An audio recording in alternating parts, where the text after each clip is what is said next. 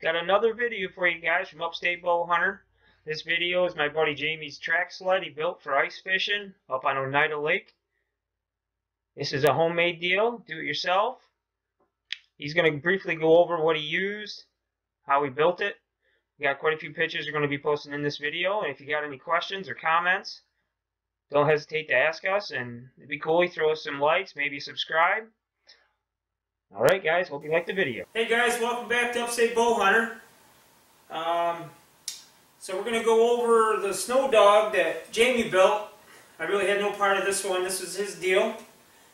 So in this video he's going to kind of go over how he built it, what he used, kind of price point, what he put into it between the motor. The motor is pretty much the most expensive part, pretty much with anything. He's going to go over his sled that he modified to fit for this. The throttle system, the gearing, everything he built for it, and hopefully get you guys on the right path to make something like this instead of going out and spending $2,000 or whatever it is on on something you buy at the store. A little bit cheaper model if you guys don't want to spend that kind of money, and I think this would be a good deal for you. Okay, so let me show you the setup I came up with. So I had a track that I found, and then a snowmobile that I found, and some other parts. So, got some aluminum from a buddy of mine, got some junk odds and pieces. Basically took the snowmobile apart and used just this bottom part of it. Just this off the snowmobile, just Safari. Okay.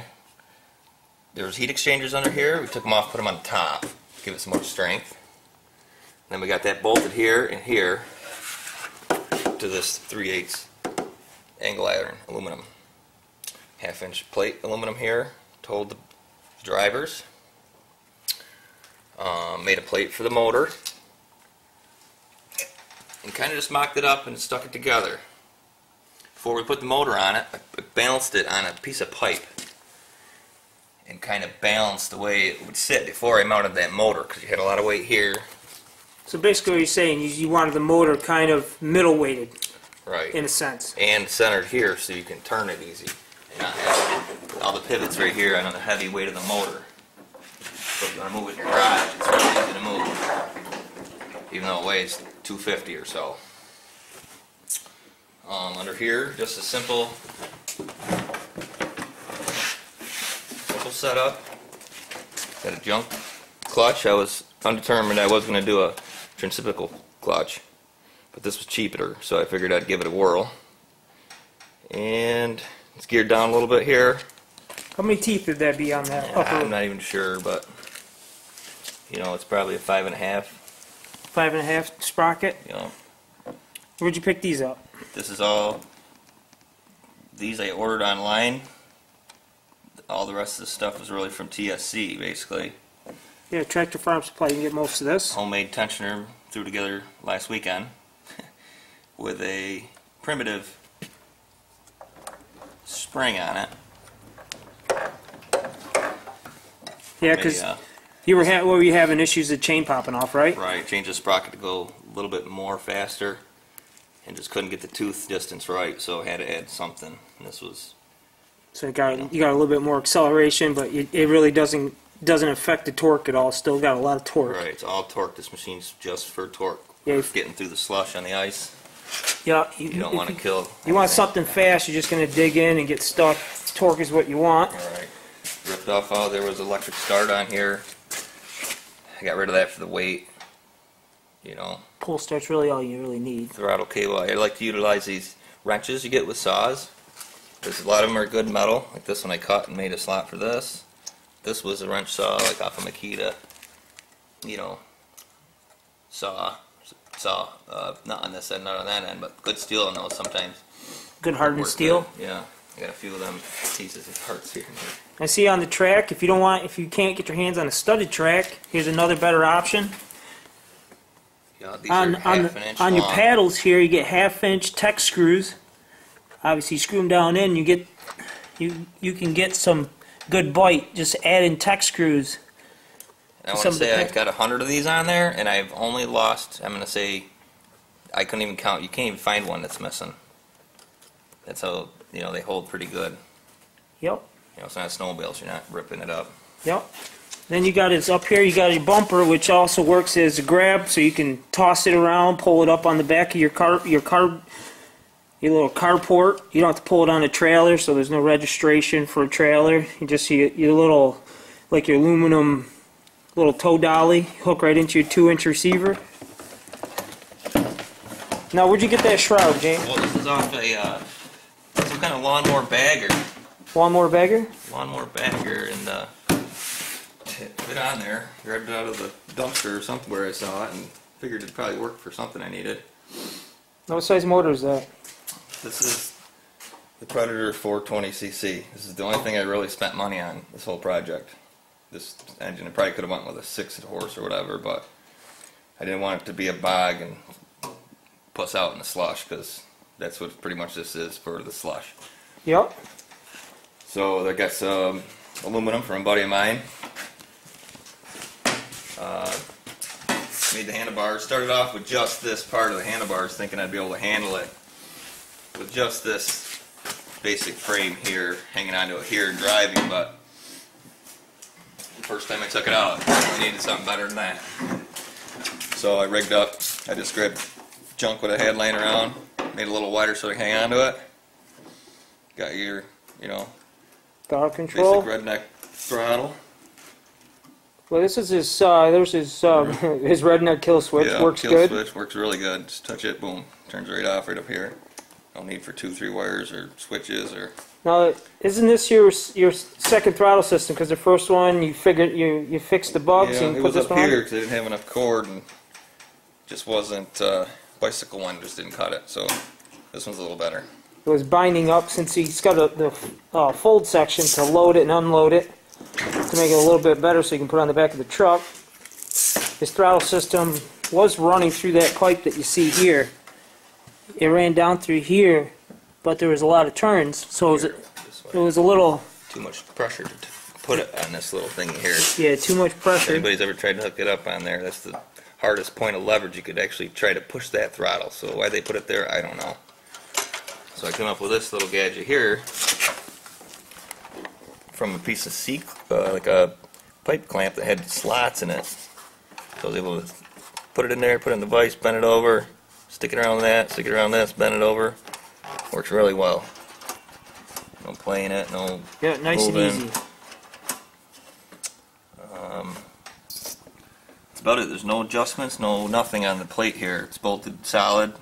Everything was built perfect, so it works good. Yeah, so basically it's just your snowmobile tunnel. You get a track. You got a couple pieces of, like you said, 3/8, about 3/8 thick aluminum. Looks like probably 3.5. 3/8 inch. So you got your angle iron runs back, bolts into the tunnel, both sides. Then he's got some flat plate down here, which is welded to hold the front part of your track. And these drivers, and this track this was super long for this snowmobile chassis. That's why these drivers and all this up here is different, because originally it was way up here, and it had a really stupid thing up here that held the clutch. Like a lot of guys keep that gaudy thing on there and make theirs, but since I had this awesome track, I just cut everything off and made my own. Kind of lengthened it, give it a little bit longer. It's pretty stable when you're out there. It grips the ice pretty good. Back here, got the custom tow hitch. Got the tow hitch, spring loaded, so when he's hitting bumps or when throttling out, it doesn't slam and bang. He's got the spring system to take care of all that torque hitting it. And back here in his sled, he's got his little seat or standing, whatever you want to use it for. He uses that in the ground in his shanty to lay his fish camera, his fish finder. Coffee table, basically. Coffee table. Got to have coffee and snacks when you're ice fishing. That's a must. And then he also has another hookup on the back here. I'll let Jamie explain that to you. Yeah, just a basic plate, put a plate in there to pull, another sled. So this one's right full. This one probably weighs 400 pounds and we got other gear in it. Then we pull another just a shanty, a 2-man shanty behind this. How many sleds you can pull with this thing at one time, you Well, thinking? you can hook as much as you want on there. I've had 2 guys on this sled, another guy on his shanty towing his other shanty. So you had, Got some pictures of that. We'll probably post a few pictures of being out on the ice and stuff like that. so But it was a really successful build. Had no problems. 2 years I built it. The first 2 years of it out on the ice had no issues at all. And just this season we took it out and I decided I'd make it a little bit faster by adding a different pulley. But other than that, no issues with it. so Actually, I cut all this, everything under here. I cut the suspension out and the springs. This is welded different than it's originally supposed to be. There used to be a spring in here. I took everything out that I didn't need for weight because I didn't want it to be heavy. I think I left with these springs. And it's configured just a little bit different now. And that's basically it. Just a primitive thing, really. and so far, knock on wood, it's been pretty good. The only issue that he had was like we said with the throttle system, getting that throttle to find that sweet spot. And you think he's found it, so we're gonna get this outside. He's gonna get fired up, do some passes with it with the sled, and you guys get to see how it moves.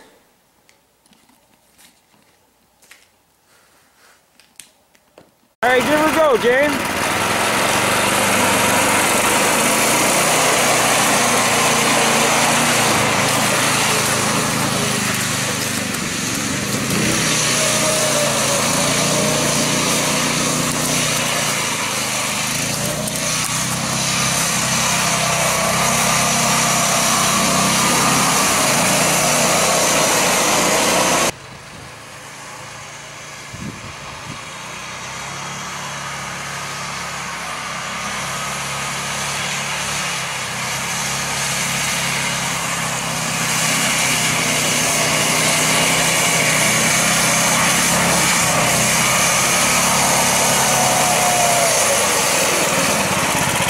Thing's torquey.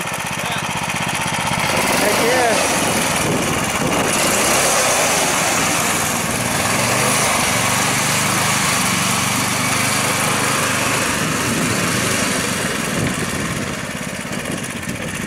That's all she wrote. If you guys are looking for a cheaper way to get on the ice instead of spending a couple $1,000, tell you what, this is the ticket.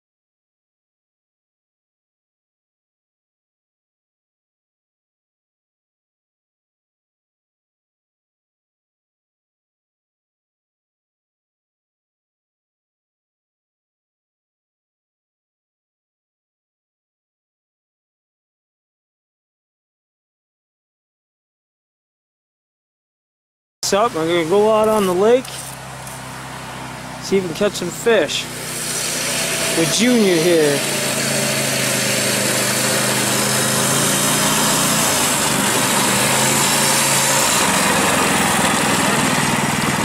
Yeah, got a couple double sleds there. What's up?